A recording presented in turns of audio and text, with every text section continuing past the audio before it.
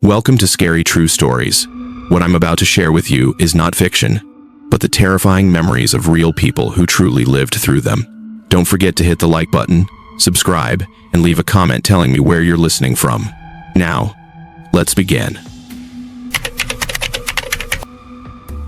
I left Milbrook General right after that horrifying night in room 237. I turned in my resignation the following Monday, and to my surprise, no one asked a single question. There were no attempts to keep me on staff. They signed the papers immediately, and in their eyes I saw something unsettling, almost relief, as if they were glad to see me go. That feeling still lingers with me. I can't stop wondering, did they already know what lived within those walls? Or were they simply trying to bury the past of Milbrook General, leaving the spirits trapped there in the dark? 3 months later, I was working at a modern hospital in Burlington. Bright hallways, brand new equipment, no groaning elevators or antiseptic smells from another era. For a while, I convinced myself I had escaped, but the long night shifts proved me wrong. Every so often, at the far end of the corridor, I'd catch sight of a patient in a faded white gown, an outdated style, something from decades ago. The harsh neon lights couldn't wash it away. The figure just stood there, motionless, waiting for me to take a step closer, and then vanished the moment I blinked. Worse than that were the moments of silence in the wards, when I'd hear someone call my name. Not just a whisper, but my name, spoken clearly from an empty room. My chest would tighten, my pulse racing, because deep down, I knew the patients of Milbrook hadn't let me go, and I began to realize they never would. I'll never forget the night Patricia sat down beside me. The fluorescent light above cast a pale glow over her tired, lined face. Her voice was steady, almost heavy. Never answer them. The moment you respond when you acknowledge them, they'll never let you go. She explained the unspoken rules of the night shift. There are hallways you never walk down after midnight. You don't chase strange sounds, no matter how real they seem. And you keep your contact with patients short, because the longer you linger, the stronger the presence becomes. The look in her eyes chilled me more than anything I'd ever heard in the dark. It wasn't a warning, it was experience, hard-earned truth. And I understood then that if I stayed in Milbrook, eventually, even those rules wouldn't be enough to save me. I tried to keep my distance after her warning, but Milbrook started calling me by name. At night, from those empty rooms, I heard voices. Not vague cries, not echoes. My name, spoken with intent, threading itself between the steady beeps of monitors and the hiss of oxygen machines so real, I couldn't tell if it was in the hallway or inside my head. One night, while reviewing medical records, I froze. On the page, between the neat rows of printed text, there were handwritten notes.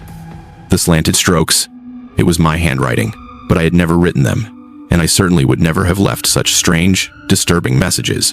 The breaking point came when I found photographs. They were tucked into an old patient file, images of me standing inside rooms I had never entered, alongside patients I had never treated. In each picture, my face looked unfamiliar, my expression hollow, my eyes completely empty. The rational, clinical part of me tried to explain it away. Stress, exhaustion, the tricks of a tired mind. But piece by piece, every photo, every note, it felt like someone, or something, in that building, was copying me, recreating me, pulling me deeper into the fabric of the hospital itself. I couldn't hold it in any longer. On a quiet night, with only the steady rhythm of monitors ticking like distant heartbeats, I sat across from Patricia. My hands shook against the cold metal desk as I told her everything. Voices from room 237, footsteps in the empty hallway, the eerie photographs, and the records written in my own handwriting. I expected her to dismiss it, to say it was fatigue, hallucinations, the typical burnout of a night nurse. But Patricia just stared at me, her eyes dark beneath the buzzing neon light. After a long silence, she sighed and finally said, "I was just waiting to see when you would start to notice." Her voice was calm, almost gentle, but to me it was more terrifying than any whisper in the dark. In that moment, I realized the truth. What I had been experiencing wasn't unique. Every person who had worked at Milbrook long enough had been forced to face it. I needed answers. The only place I trusted to give them was the town library. In a dusty back room, surrounded by the smell of old paper and ink, I combed through the archives. That's where the truth revealed itself.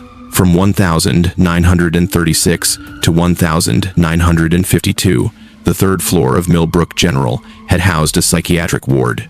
The old newspapers recorded the facts and clipped clinical sentences. At least 47 patients had died under treatments that modern medicine would later call controversial. In reality, They were brutal procedures, long since abandoned. As I read, I felt the weight of someone standing behind me, watching every page I turned. The desk lamp flickered, casting long, warped shadows across the wall. The final article ended with one-word scandal. The ward was shut down, repurposed into something else. But the past hadn't gone anywhere. It was still inside those old brick walls, waiting. And in the stack of forgotten files, one name appeared again and again. Rebecca Torres. She had been a night nurse at Milbrook General. In 1987, she did what no one else dared. She filed a formal complaint with the state health department, declaring that the hospital was haunted and that patient safety was at risk. But Rebecca's complaint disappeared quickly into the machinery of bureaucracy. She was quietly transferred to another facility, her name fading from conversations as if she had never worked there. 6 months later, on a clear night, with dry mountain roads, her car veered off without warning and slammed into a tree. The crash had no reasonable explanation. When I reached the line in the report that read "Cause undetermined," a chill ran the length of my spine. I couldn't shake the thought that Rebecca had seen too much, and maybe Milbrook General didn't want her carrying its secrets any further. That's when I began documenting everything. Night after night, every detail. It was the only way I could convince myself I wasn't losing my mind. I still have those pages ink-smudged, handwriting shaky from my trembling hands. The 29th of October, 3:47 a.m. The loudspeaker blared a code blue. I ran to room 314 as directed, but the room was completely empty. When I reported it, the night supervisor swore no code had been called. 3rd of November. Every IV pump on the 3rd floor, dozens of them, had been set to maximum flow rate. That's almost impossible. Each pump is secured with a lock and requires a key to adjust. The beeping was deafening, echoing through the dark hallway. The 8th of November. A patient in room 221 called in, terrified, saying nurses had entered his room repeatedly throughout the night. I checked the security cameras. After midnight, not a single person had gone in or out. Just him and the sound of his quick, shallow breathing caught on tape. The 15th of November. On the hospital computer system, I found records from the 1,940 seconds accessed. Files that should have been sealed and archived offline. I still remember the glow of the monitor in the dark, listing names of patients long dead, reaching back more than 50 years. Each event pounded into my mind like a nail, and with every entry, Milbrook revealed itself more clearly, not just a hospital, but a doorway that had never truly closed. By my 3rd week, I thought things might finally settle down. But one Tuesday night, as I sat at the nurse's station on the 2nd floor, the silence was broken. Only the hum of ventilation and the steady beep of heart monitors filled the air, until I heard it. A voice, weak but urgent, floating from the east wing of the corridor. "Nurse, please, I need help." I immediately checked the call board. Every indicator was green, no patients had pressed their call buttons. Still, I followed the sound. My soft-soled shoes slid across the polished linoleum as the voice pulled me toward room 237, a room that, according to the census board, had been empty for weeks. Inside was nothing but a bare mattress, dust coating the bedside table. The faint light spilling through the doorway barely touched the corners of the room. I steadied my breath. Then, again, from the empty air itself, came the words, "Nurse, please, I need help. Thanks for watching." The voice was so clear, so close. I could almost feel the desperation pressing against me, yet the room was empty. Completely empty. The sound was so clear I could pinpoint exactly where it came from, straight from the dusty bed in front of me. But the bed was empty. No one was there. In that moment, I understood that the peace I had hoped to find at Milbrook General was nothing more than a fragile illusion. The first days at Milbrook had been so calm that I truly believed I'd finally found a place to breathe. After 5 relentless years of day shifts in Boston's emergency rooms, sirens, alarms, trauma cases nonstop, walking through the quiet halls of a small-town hospital felt like a gift. Patricia Winters, the night charge nurse with 30 years of experience, was the one who eased me into the routine.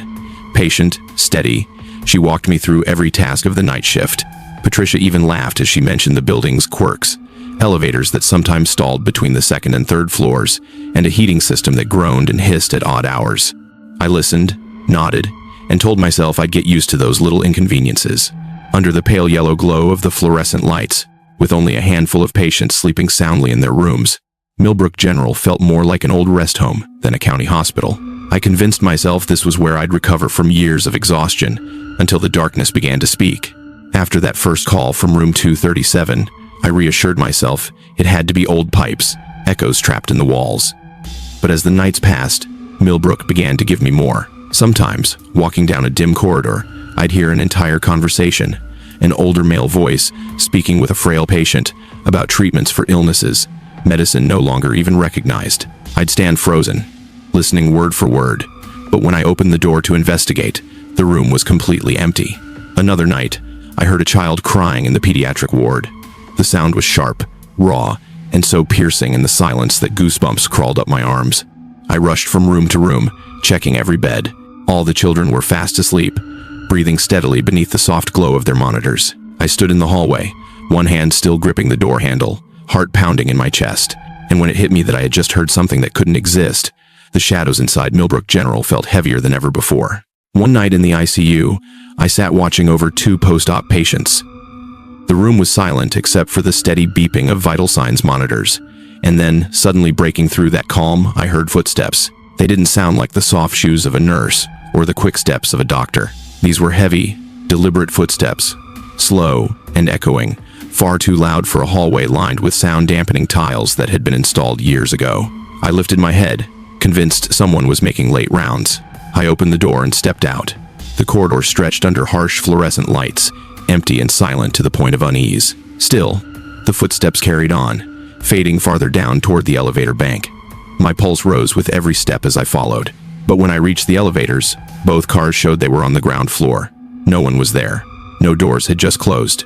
The footsteps cut off, leaving behind a suffocating silence. In that moment, I knew I had followed something that wasn't human. After the footsteps, another phenomenon began to trail me.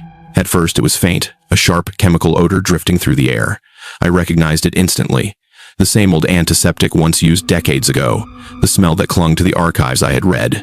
But underneath it was something else. A heavy, organic stench, damp and sour, like something left to rot too long in the heat of the hall. It clung to my throat and made my skin crawl. I followed the scent, the corridor seeming to stretch longer with every step. At the far end, I saw a supply closet door slightly ajar, something that should never happen, because those rooms were always supposed to stay locked. The stark white light from behind me spilled into the dim interior. My hand gripped the clipboard against my chest, heart hammering. I knew I was about to see something that didn't belong to the present. I pushed the door open. The hinge groaned. The smell hit me like a wall, so strong I had to shield my face with my sleeve. At first glance, the shelves looked normal: gauze packs, syringes, bottles of saline. But then, my eyes settled on the back corner. There, a hospital bed sat abandoned, its frame corroded with rust. The restraints were still tied tight around the rails, as if someone had been cut free in a rush. On the yellowed mattress lay a figure, covered in a sheet mottled with brown and gray stains. My chest pounded when I saw the rise and fall beneath the fabric. The slow, shallow breathing, the wet, labored rasp of someone on the edge of suffocation. I bit down, hand trembling as I pulled the sheet back. Underneath, nothing. The bed was empty. Only the stained mattress remained, the dark blotches shifting in the dim light, as if alive. I stumbled back, slamming the door shut. For several long seconds I stood outside, forcing myself to breathe, trying to steady my shaking hands. Finally, with every nerve on edge, I opened the door again. The closet was normal. Perfectly ordinary shelves lined with gauze packs, syringes, bottles of saline. The sharp, sterile scent of disinfectant filled the air. No rusted bed, no restraints, no figure gasping for air beneath a stained sheet. It felt like it had all been a hallucination, but the stench of decay still clung to the back of my throat, reminding me that what I'd witnessed wasn't something I could simply erase under fluorescent light. That night, I found myself back at room 237, the room that had haunted me since the very beginning. And this time, it wasn't empty. On the dust-covered bed lay a woman. She wore an old-fashioned hospital gown, fabric worn thin, as though she'd stepped out of another decade. She lifted her head slowly, eyes wet with tears, one frail hand reaching out in the dim neon glow. "Please, don't let them hurt me." I knew I should have stepped back. Patricia's warning echoed in my mind, but instinct as a nurse overpowered fear. I reached out and took her hand. The instant our skin touched, the world around me collapsed. The fluorescent lights blinked out, replaced by a sickly yellow glow that flickered overhead. I realized I was no longer in the modern Milbrook General. I had been dragged back into its psychiatric ward in the 1940 seconds. The walls were a faded, peeling green, stained with dark patches I couldn't bring myself to identify. The air reeked of unwashed bodies, of sweat and fear so thick I could taste it. From somewhere down the hall came screams, the clatter of restraints against iron frames, desperate voices begging for mercy. The woman before me changed. No longer elderly, she was young, barely in her 20s, her hair tangled, eyes darting in terror. "They're coming back," she gasped. "The doctors, with their needles. You have to help us escape." Figures began to emerge all around me. Patients bound in restraints, their faces scarred by procedures modern medicine had long abandoned. They reached out, their hands trembling, pleading with me to free them. I fought to break away, but the hallway stretched on endlessly. Doors opened into rooms that shouldn't exist. Time and space twisted, trapping me inside a labyrinth of Milbrook's darkest past. It felt like I wandered there for hours, my heart splintering under the weight of voices crying out for help. Yet when I finally burst through a doorway and collapsed into the hospital's main lobby, I looked up at the clock. Only 20 minutes had passed. When I came back to my senses, I was in my car in the parking lot, my uniform soaked with sweat, my hands trembling so hard I could barely turn the key. And in that moment, I understood Milbrook General never lets go of those who have seen its true face. I need to be clear from the very beginning. The numbers tied to Ravens Hollow are completely impossible. According to official records, that tiny village supposedly has 1,247 residents, but that simply can't be true. Based on its land area, infrastructure, and history, the population should be no more than a quarter of that. Yet the census report insists the figure is 4 times higher than any realistic estimate. This mismatch isn't just a clerical error. It feels more like a thin crack spreading across glass, and I fear that if you stare at it long enough, you'll see something moving on the other side. I've worked for the National Statistics Office for 12 years. In that time, I've traveled to some of the most remote corners of the country, from collapsed mining towns to coastal hamlets that appear on maps as nothing more than gray smudges. I've learned to read numbers as if they were alive. They reveal the pulse of a community, the survival of a generation, and that's why I knew, immediately, when something wasn't right. In September 2023, I was assigned an unusual task: to conduct a population survey in Ravens Hollow. The order arrived in a thick envelope with no explanation. Just a departure date, a map, and a single bold instruction. Complete the survey as quickly as possible. Report directly. This very. Even then, I felt a weight I couldn't quite name. Not because of the work census taking was second nature to me, but because Ravens Hollow had never once appeared on our survey lists. The village was absent from nearly every official document, like a blank space on the map, and yet it was marked with a population figure so absurd it defied belief. I remember closing the file that evening, my office lit only by the pale buzz of fluorescent light. Outside, the autumn sky was sinking into darkness, and I could swear for just a moment I heard something drifting in from the night, a sound like hundreds of voices, whispering in unison. Before setting foot in Ravens Hollow, I spent many nights combing through what little remained in the archives. The last official count was in 1891, when the village had just 423 residents. After that, it was as if the entire community vanished from the nation's gaze. No further surveys were ever carried out. The most recent local records I uncovered scattered council notes. Vague administrative reports suggested a far more reasonable figure, around 300 people. That would make sense for a remote settlement with no highways, no high school, no major hospital. So why did the National Census claim that 1,247 souls lived there? The discrepancy wasn't just a bad statistic. It was like a shadow cast across the map, a crowd of phantom figures 4 times larger than reality, standing shoulder to shoulder in alleyways that didn't even exist. And as I stared again at the report, I felt that the numbers on the page weren't still at all.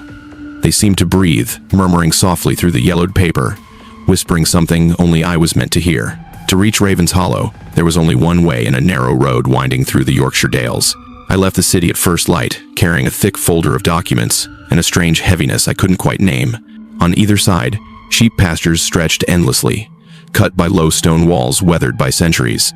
At first, the scenery seemed peaceful, but as my car descended deeper into the valley, the air grew oddly suffocating.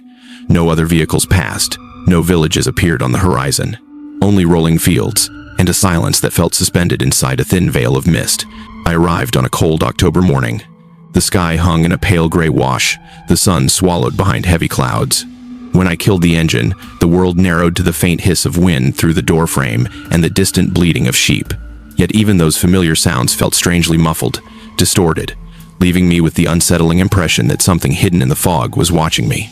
As my tires crossed the village gate, Ravens Hollow emerged like a living painting pulled from another century. Rows of gray stone houses stood shoulder to shoulder, their black slate roofs heavy with moss. At the center, a Norman church loomed, its squat tower planted firmly in time. Just beside it, the Crown and Anchor Tavern glowed faintly with the suggestion of warmth. I had braced myself for a half-empty place, just a few elderly residents hiding behind shuttered windows. Instead, the scene stopped me cold. The streets bustled with life. Children racing across the square, women carrying market baskets, men gathering outside the tavern, their laughter and greetings echoing off the stone. It wasn't the picture of a dying village. It looked like a thriving town, alive and crowded, almost too much so. I felt a chill at the back of my neck. Everything seemed too perfect, too precise, like a stage set built to mirror the idea of an ideal English village waiting for its audience to arrive. I chose the Crown and Anchor as my temporary headquarters.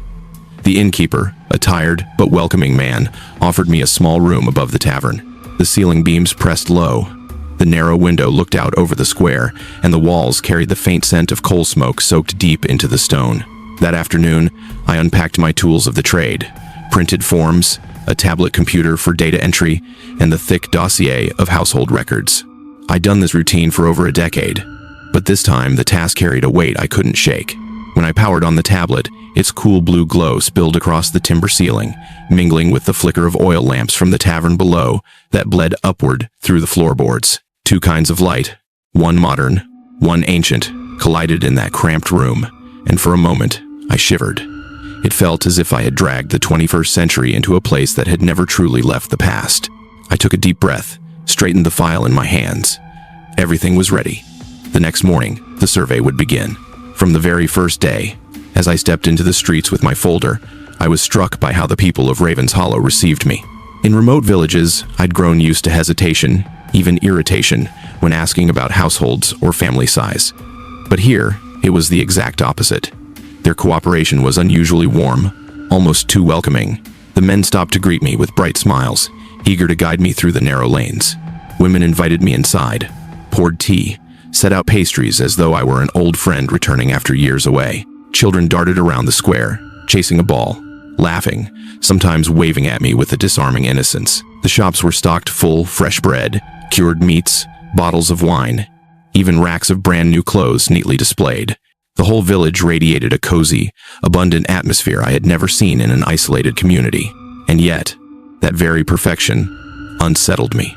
I couldn't explain why, but beneath the laughter of children and the cheerful greetings of adults, I felt as though every gesture, every word, had been rehearsed, like I was watching a script being performed, one everyone knew by heart. As I continued filling out the survey, another detail chilled me even more than any number on paper. Many residents introduced themselves as being well into their 70s, even 80s. They spoke of winters in the 1,950 seconds, of harvests long past. But when I looked at their faces, they appeared unnervingly youthful. Their skin was smooth, hair only lightly streaked with gray, eyes sharp and bright, as if I were speaking with people in their 40s rather than elders nearing 80. In some cases, the mismatch bordered on absurd. One man swore he was born in 1942, yet his face had barely a crease, his teeth straight and flawless, his complexion healthy and ruddy. At first, I tried to reassure myself it must be genetics, or the result of a clean, quiet life in the countryside. But the longer I looked, the harder it was to breathe. Age and appearance simply didn't match, like two puzzle pieces forced together to make an image that looked smooth on the surface, but was wrong underneath. And then, as I scribbled notes onto my form, I realized several of those elderly eyes were fixed on me, holding the stare a little too long, silent, as though they knew exactly what I was thinking. The deeper I went into the survey, the more another detail emerged. One even harder to rationalize than the youthful faces: family size. In most households I visited, I counted 6 to 10 children, every one of them healthy, rosy-cheeked, running about as though illness or scarcity had never touched them. This was extremely unusual.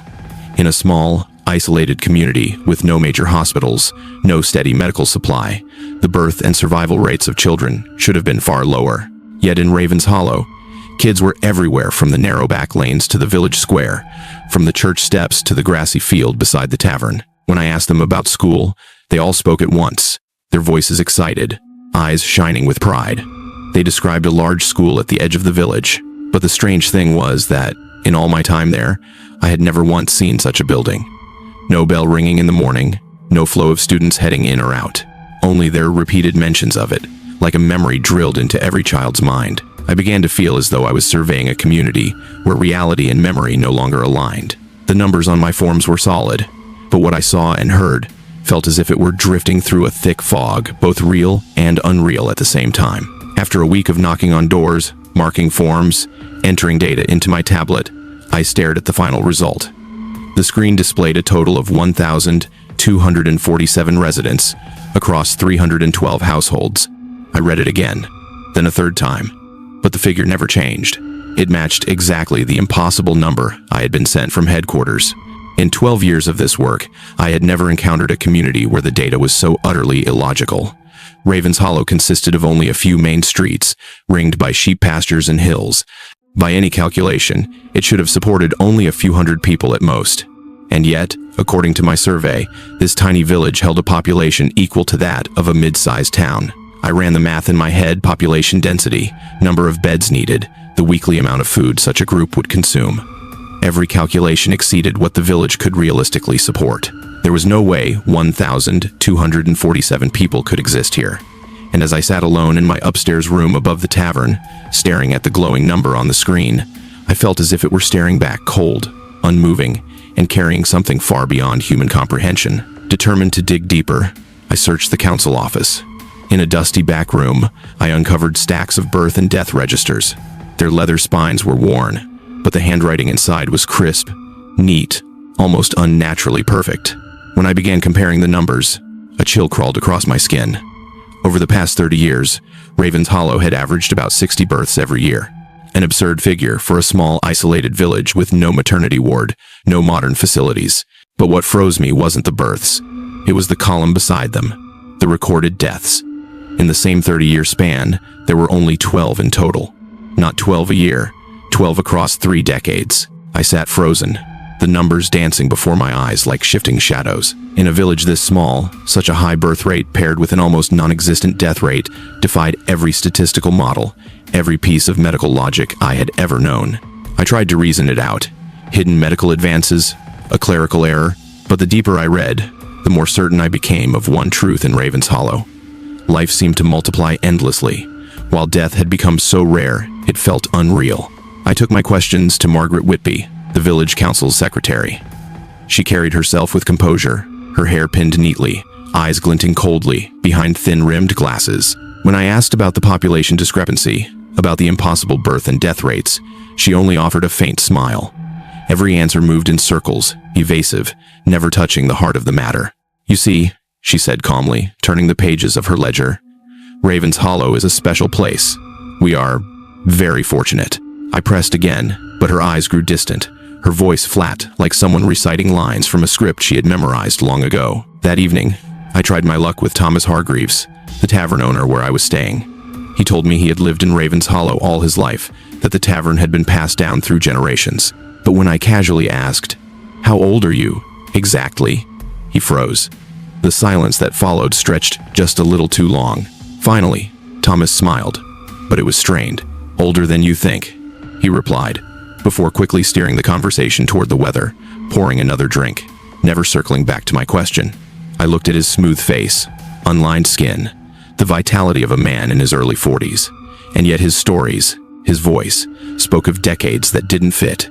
In that moment, I realized it wasn't only the census numbers that defied reason. Time itself, in Ravens Hollow, seemed bent out of shape. The longer I stayed, the more another impossible truth revealed itself. Every shop in the village was fully stocked. Not just the basics, bread, cured meats, local produce, but luxuries too. Bottles of French wine, imported roasted coffee, even brand new electronics still in their boxes. In an isolated valley community like this, supply should have been limited, deliveries rare, and prices sky high. Yet whenever I asked, the responses were the same vague refrain. "We have our ways, DS to do." And then there was the school, the one the children spoke of with such pride. One morning, taking the northern road, I finally saw it. A massive red brick structure, with broad playgrounds and rows of windows stretching like an academy built for thousands. But according to my records, the village had just over 300 children in total. I stood at the school gates, staring at the empty verandas. No bell rang, no voices carried from classrooms, only rows of dark windows reflecting the gray clouds above. The building was far too large, far too excessive for a village this size, like a physical monument to the absurdity swelling all around me. A single question began to gnaw at me. Who truly needed all of these resources? And was I even surveying a community, or something entirely different? One afternoon, wandering toward the edge of the village, I stumbled upon a sight that froze me in place. An entire street of modern houses, sharp-pitched roofs, wide glass panes, light brick facades. Every detail screamed 21st century construction. They stood in perfect rows, so new the paint hadn't yet weathered in the Yorkshire air. And yet when I checked the council office records, there was no mention of them. No building permits, no property records, no land registry entries. On paper, that neighborhood had never been built. What unsettled me even more was the reaction of the villagers.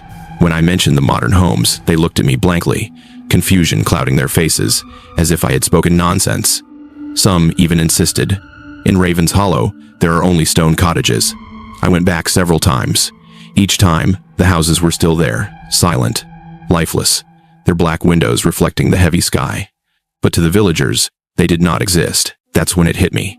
In Raven's Hollow, reality itself seemed layered, and only I, the outsider, was able to see what lay between those layers. Determined to confirm my findings, I logged into the national databases, tax records, insurance files, medical registries.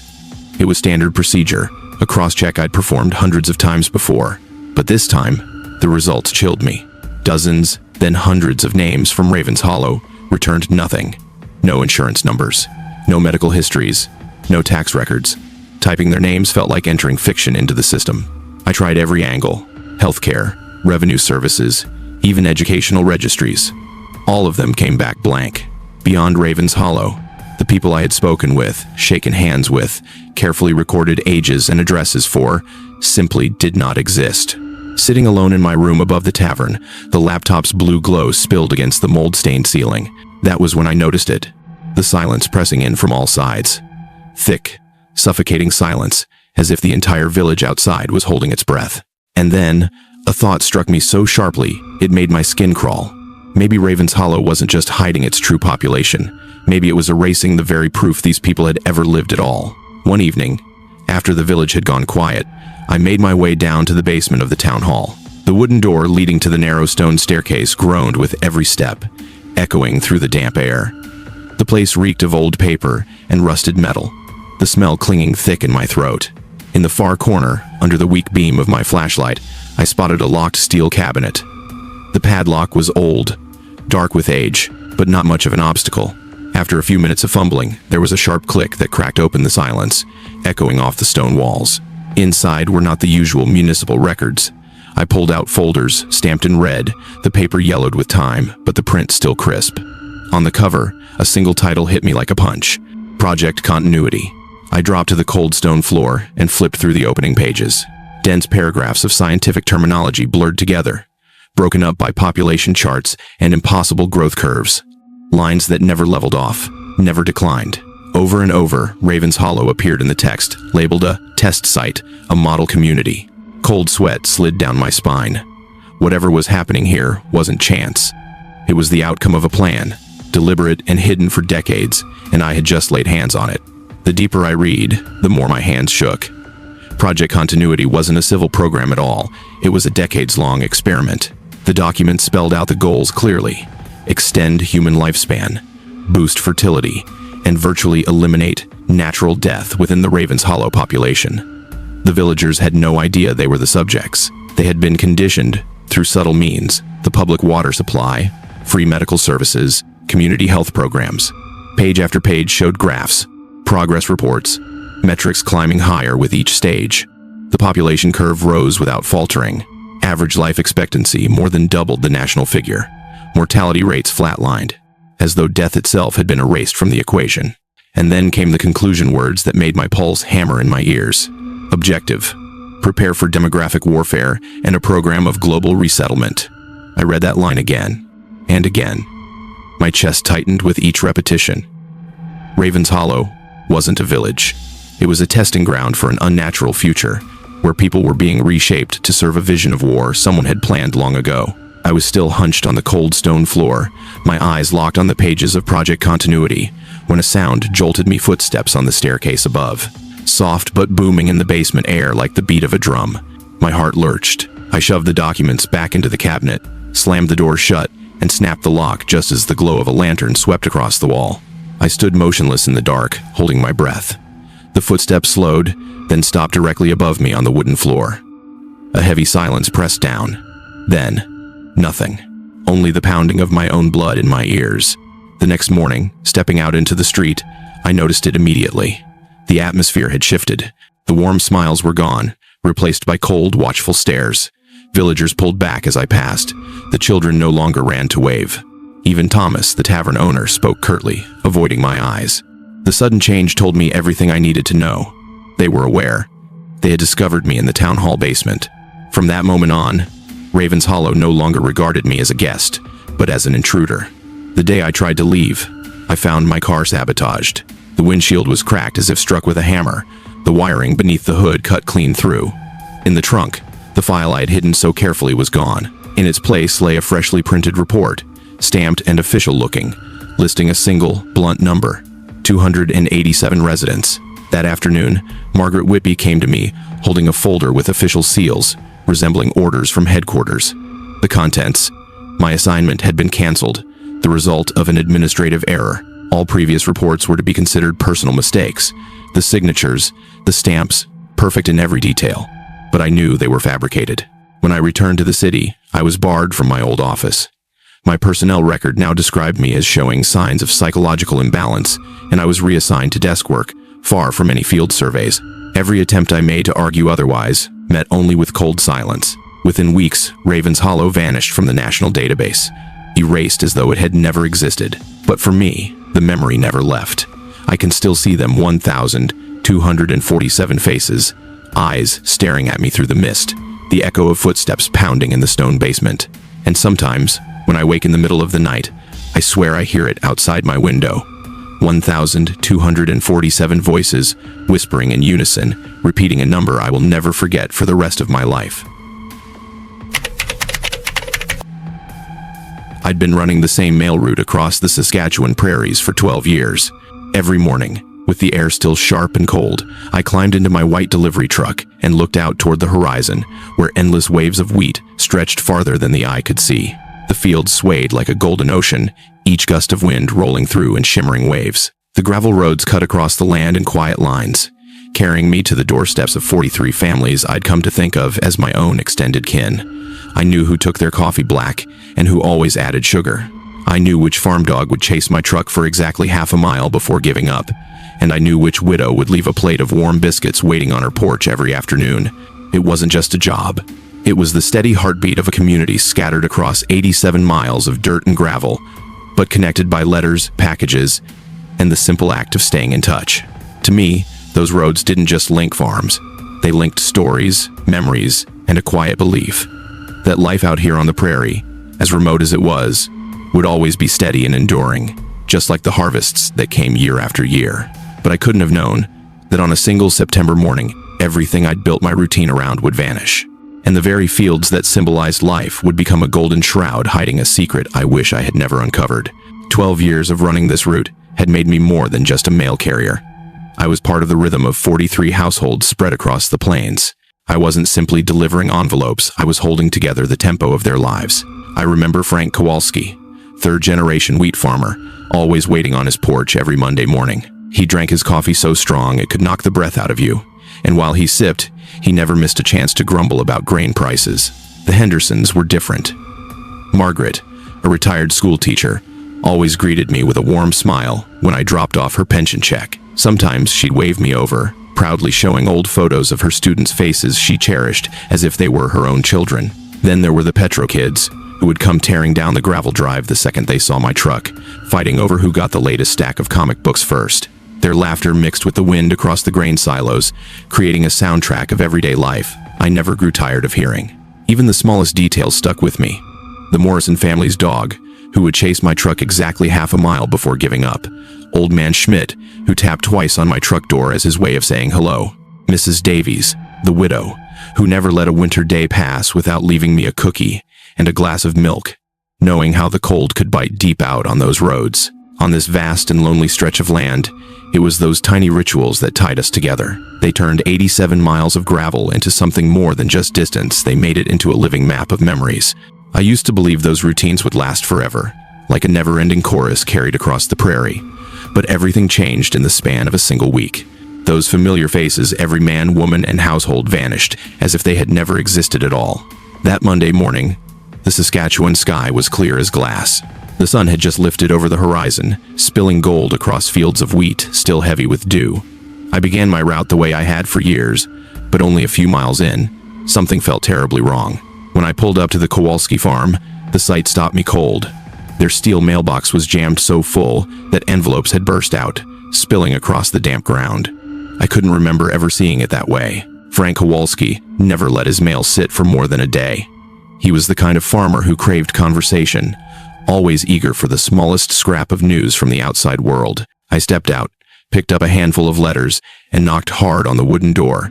It swung open with a faint creak, pushed by the breeze. Inside was nothing but darkness and silence. "Frank? Mrs. Kowalski?" I called out.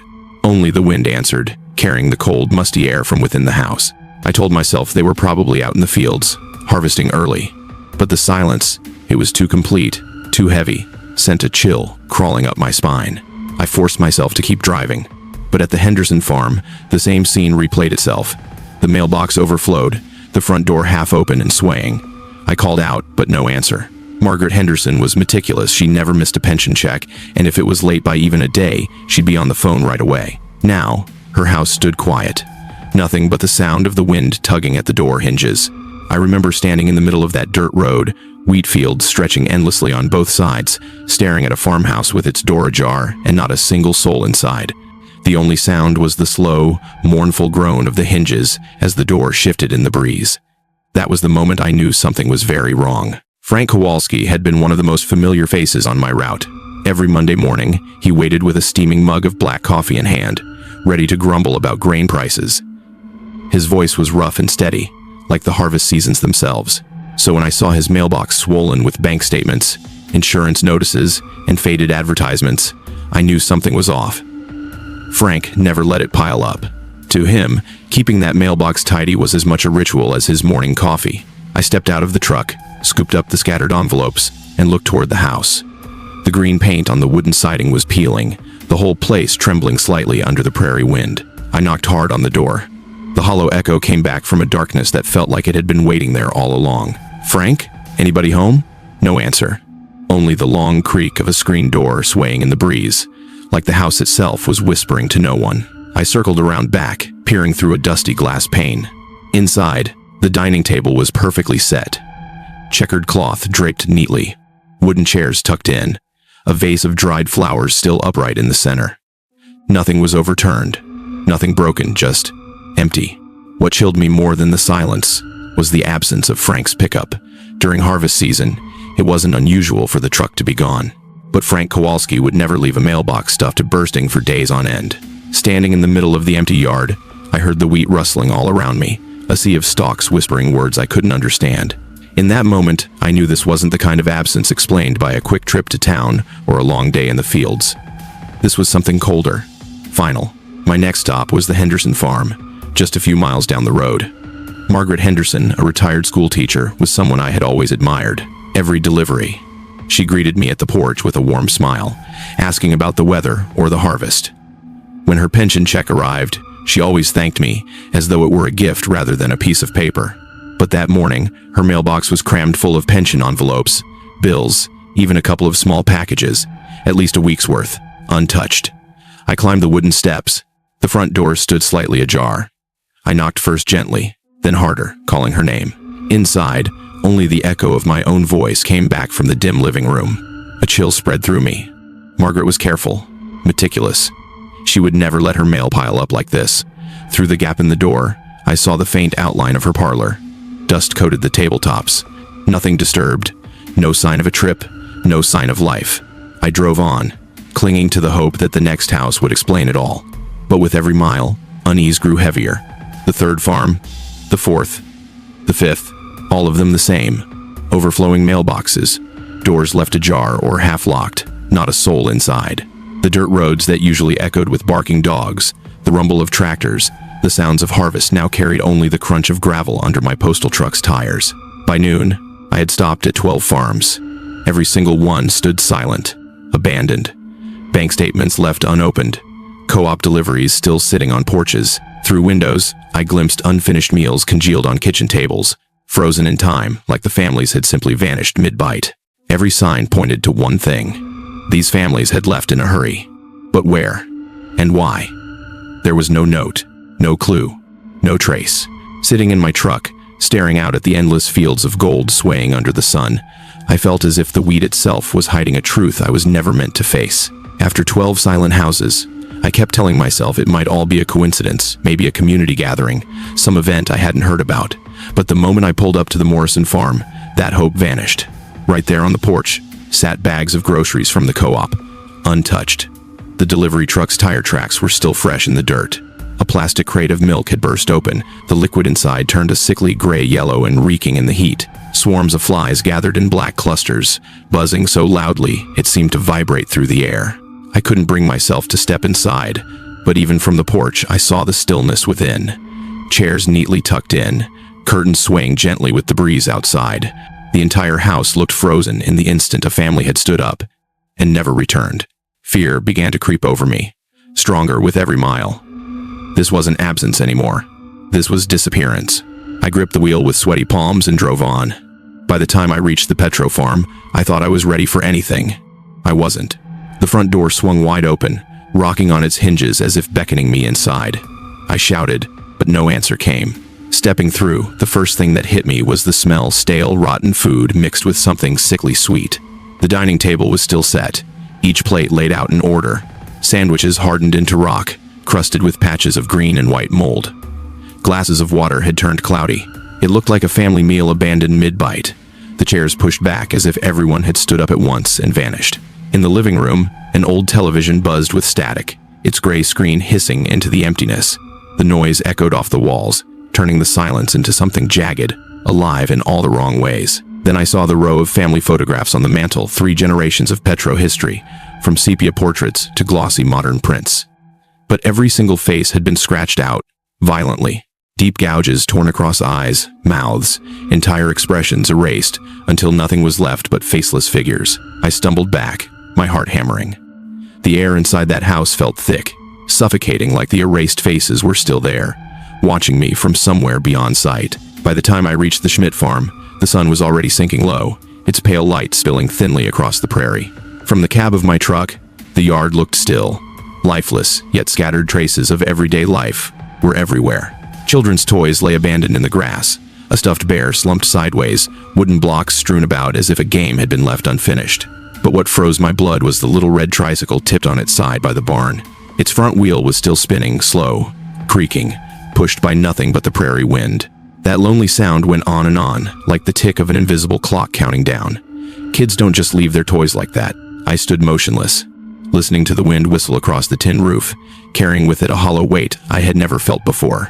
By the time dusk settled in, I had driven the full 87 miles of my route, house after house, farm after farm, and the result was always the same. No one. 43 families. More than 90 square miles of farmland. Completely empty. Meals left half-eaten. Grocery deliveries spoiling on porches. Children's toys lying in the dirt where they'd been dropped mid-play. An entire community gone, as if it had been swept off the map in a single night. I sat in the driver's seat, my hands locked around the wheel. The wheat fields before me blazed in the setting sun, breathtakingly beautiful. But to me, they looked like a golden curtain drawn across something unspeakable, a horror that only I seemed to know existed. When the sky finally darkened, I drove back toward Elkwood, tires crunching over gravel, dust rising in a long trail behind me. My heart hammered against my ribs with every mile. For 87 miles, I saw only silence, abandoned houses, unfinished lives. Yet the moment I crossed into town, it was like stepping into another world. Elkwood was alive. On Main Street, neon lights flickered over the diner windows. The faint smell of watered-down coffee drifted on the breeze. People moved in and out of the grocery store, laughing, chatting. Grain trucks lined up at the elevator, their engines rumbling so loud it drowned out the prairie wind. I sat there, gripping the wheel, watching it all, my chest sinking. How could a town carry on like this? When just a few miles away, 43 families had vanished without a trace. It felt as if I'd crossed some invisible boundary on one side, a hollow world swallowed whole. On the other, a town pretending nothing had ever happened. The very next morning, I went to the central post office in Elkwood, a small brick building. Its glass door rattled as I pushed it open. The familiar smell of fresh paper and printer's ink, mixed with the clatter of sorting machines echoing in the tight space. Jim Carlson, my supervisor, sat behind his desk. He was the practical type, quiet, serious, but he never forgot a single detail about the routes. If anyone was going to believe me, it had to be Jim. I laid my notebook and the undelivered letters on his desk. My voice trembled as I spoke. Jim, every household on Route 47. The Kowalskis, the Hendersons, the Morrisons, the Petros, the Schmidts. They're all gone. Mailboxes overflowing, food left to rot, doors wide open. There's no one there. He looked up, eyes narrowing behind his glasses. Dakota, he said slowly. What are you talking about? There aren't any families on that route. That land's been empty for years. I froze. That's impossible. I've delivered mail to them for 12 years. I know their faces, their stories. How can you say they never existed? Jim just shook his head, his voice calm in a way that chilled me. Take a few days off. The late harvest heat must be getting to you. I couldn't accept that answer. That afternoon, I drove straight to the RCMP detachment. Fluorescent lights buzzed over the long hallway, the sound of boots echoing against tile. I sat across from Constable Morrison, a man who had worked missing persons cases all across the region. I told him everything, the abandoned meals, the scratched-out photographs, the tricycle still spinning in the wind. He listened carefully, then opened a drawer and pulled out a large map, spreading it across the desk. Look here, he said, pointing to a wide stretch of land, the overhead light reflecting off the glossy surface. The entire Township Road 47 area was purchased by Agricorp 5 years ago. It's all industrial farmland now. No households, no families. In fact, nobody's lived there in years. I stared at the shaded block of land on the map. Empty. No names, no markers for homes, no side roads. As if the 43 families I knew, the Kowalskis, the Hendersons, the Petros, the Morrisons, had never existed at all. In that moment, the room seemed to shrink, the tick of the wall clock pounding in my ears. I felt as though reality itself had slipped out from under me. And the most terrifying part, my memories were far too clear to dismiss. That night, I sat alone in my small kitchen, the yellow light hanging over the wooden table.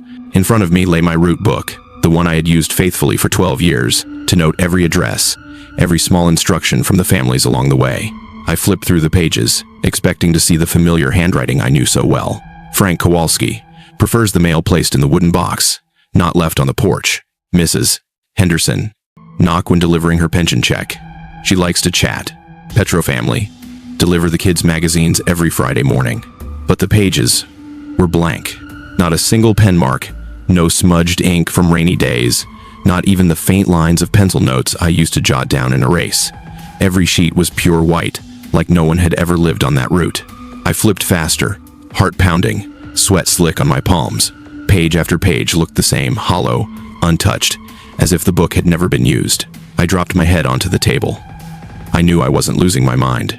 I remembered their faces, their voices, the nods and smiles I saw every morning. But the only proof I had in my hands had vanished. In the silence of that kitchen, I realized something far worse than empty houses. Someone or something was erasing their existence from this world. I sat frozen, clutching my head, whispering to myself that I wasn't insane. Journals could disappear, maps could be redrawn, but memories couldn't be scrubbed away. I remembered every face.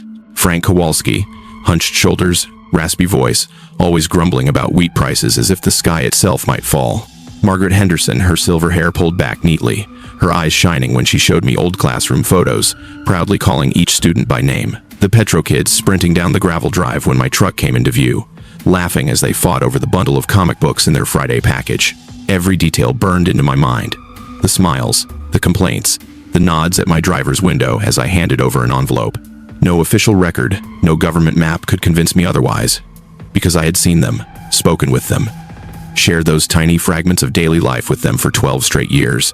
And now, With every trace erased, my memory was the only thing left to prove they were ever real. The next morning, I decided I needed proof. If the pages of my route book could vanish, then a camera would have to be my witness. I charged the battery, cleared the memory card, and drove back down the same road I had worn grooves into over a dozen years. But when I arrived, all I found was an endless sea of wheat. There was no trace of the old Kowalski fence, no blue-painted porch where Mrs. Henderson used to sit and knit, no petro yard littered with toys. Only rows of wheat, golden and perfect straight, as if drawn with a ruler, stretching unbroken to the horizon. I stepped out of my truck and onto the ground where the Kowalski house once stood. The soil there was darker, finer, unnaturally rich, as though it had been fed by something that had decayed a long time ago. I lifted my camera, snapping frame after frame, desperate to catch even the smallest remnant of life once lived here. But there were no foundations, no broken bricks, no splintered beams, not a single sign that people had ever called this place home. Just flawless fields of wheat, and the chilling sense that something wanted the world to forget the truth. I knelt down and scooped a handful of dirt from the very spot where the Kowalski porch had been. This soil was unlike any I'd seen on my route, dark as charcoal, damp even though it hadn't rained in weeks. When I pressed it between my fingers, it crumbled into fine grains, releasing a pungent smell sharper, heavier than fertilizer. I'd spent a lifetime around farmland, long enough to tell the difference between overworked soil and rich loam. But this wasn't natural. It felt like it had been fed by something that once lived, something that had broken down deep in the ground over years. A gust of wind swept across the prairie, sending waves rippling through the wheat. The whole field moved like a golden blanket, swallowing every trace of what had once been here. I stood frozen, my palms still coated in black earth, and a thought crept into my mind like a whisper I couldn't silence. Was the land itself feeding on erased memories? Were those 43 vanished families now part of the soil fertilizer for the crops that whispered in the wind? I shuddered, shaking the dirt from my hand, but the acrid smell clung to me, seeping into my thoughts. I couldn't accept the silence of the fields. The next day, I turned to the people around me, those who surely must have known the families I had delivered to for over a decade. At the general store, I asked the clerk who used to chat with Margaret Henderson every time she came to town for groceries. She just looked at me blankly, as if I was describing a stranger. At the gas station, I asked the young attendant who always traded weather jokes and oil prices with Frank Kowalski. He frowned and told me I must be confusing him with someone else. Even when I stepped into the cafe, the same place where the Petro kids used to run around laughing every weekend, not a single person remembered that such a family had ever existed. Everywhere I went, I heard the same words. Cold and mechanical, like a recording stuck on repeat. No one ever lived out there. That phrase followed me out the door, echoing in my head like a collective denial. Every glance I received carried the same expression: confusion, irritation, even pity, as if I had conjured up an entire community out of a decaying memory. But I knew those faces. I'd heard their laughter, handed them their mail, even sat at their kitchen tables with a cup of coffee. There was no way they had all simply vanished, and even less chance that an entire town had somehow forgotten them. Something had been erased, and I was the only one left who remembered. That night, I sat in the Wheat Chief Tavern, my hand wrapped around a pint, but my mind looping the same phrase I'd heard all day. No one ever lived out there. The bar was nearly empty, just a few older men trading sluggish conversation at the counter. I was about to stand and leave when a trembling hand landed on my shoulder. I turned to see Bill Henderson, an old man with silver hair, deep lines carved into his face, and whiskey heavy on his breath. His eyes darted nervously around the room before he lowered himself into the seat beside me. His voice came out low, shaky, but deliberate. "You've been asking about the families out on Township Road 47, haven't you?" I nodded, my pulse quickening. For the first time, someone wasn't denying it. Bill leaned closer, whispering like he was confessing a sin. "My grandfather used to tell me, back in the early 1900 seconds, there was a thriving community out there. The Kowalskis, the Hendersons, the Petrovs. They all had roots deep in that land. Wheat fields as far as the eye could see, harvest after harvest." He paused, downed the rest of his whiskey in one swallow, then continued. "But one harvest season, they all vanished. Every last one. Houses abandoned, meals left on the table, crops rotting in the fields. Just like what you saw. When people went out there, there wasn't a soul. No bodies, no answers. AC2 self. And mating the back react." Bill's bloodshot eyes locked onto mine, his voice rough, like wind tearing across the prairie. "Then, the government came. They plowed everything under, wiped it clean, and they told the world no one had ever lived there. He leaned back in his chair, exhaling as if lifting a weight he'd carried his entire life. Then he bent close, his voice dropping to a trembling whisper. On quiet nights, if you stand out in the fields, you'll hear it. Children laughing, calling to each other in the yard. The voices of those who vanished, but never really left. I froze, the beer in my hand gone flat, while his words clung to me like an ancient curse. Bill sat silently for a long while, his trembling fingers spinning the rim of his empty glass. Then he looked up, his voice hoarse, but his eyes burning with a strange clarity. "The government never wanted you to know," he said. "After it happened, they brought in the machines, bulldozed every foundation, every wall, wiped it clean, like no community had ever been there. Then they sold the story about AgriCorp land to bury the truth." I swallowed hard, afraid to even blink.